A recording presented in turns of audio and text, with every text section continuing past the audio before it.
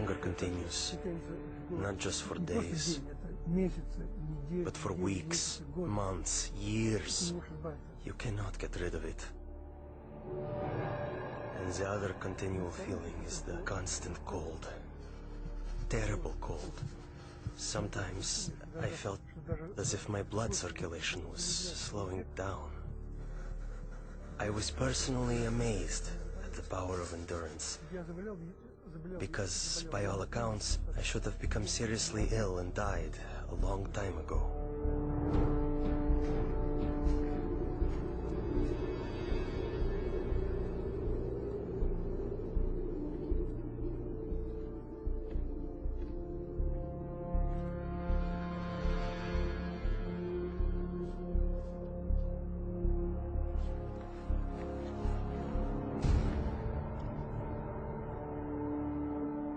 One night, I was thrown into a cell with a broken window. The KGB was determined to do an experiment and freeze me. Later they would say he broke the window in his cell and died of cold. I felt despair. I thought to myself, has God really left me? Am I really forgotten and neglected?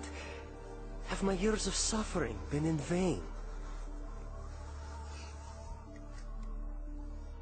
And in my despair, I began to pray.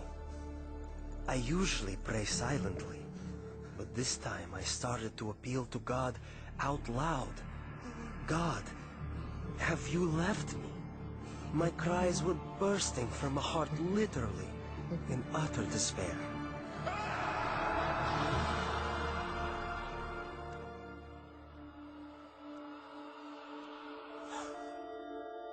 One night I had a dream. In my dream, I was told to pray for Alexander. I had no idea who Alexander was.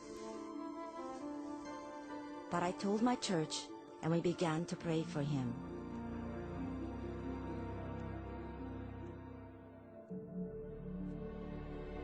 And right then, I suddenly felt a palpable physical warmth. Not the kind that comes from a heater, but like when a mother draws her freezing child to her breast and warms him with her tearful breath of compassion. It was a very living, human warmth. It penetrates you as if piercing you to the heart. And inside your heart, a spring opens up, out of which flows peace. A wonderful, magnificent, soothing peace.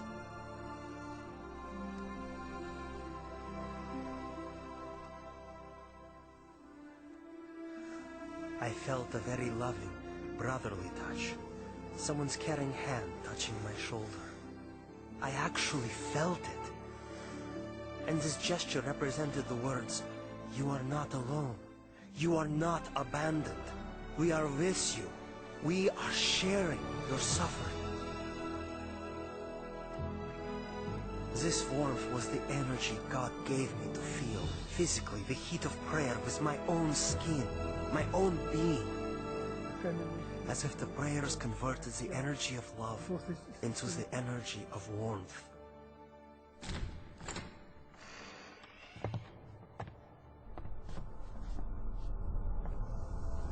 In the morning, it was a shock to my executioners.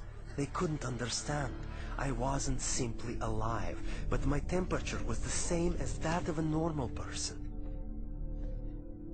I heard the doctor explaining to my executioners in the corridor. This is impossible. We can't explain it. About 6 months later, we received a letter from Open Doors to pray for Alexander.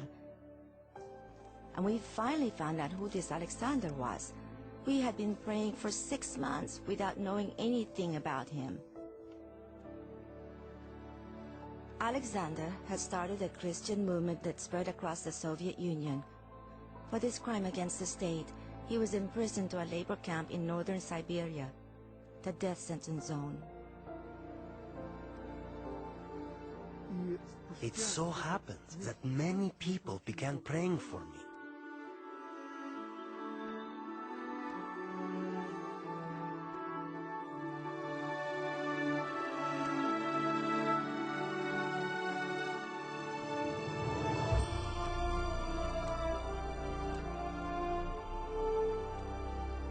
And that was exactly when they released me.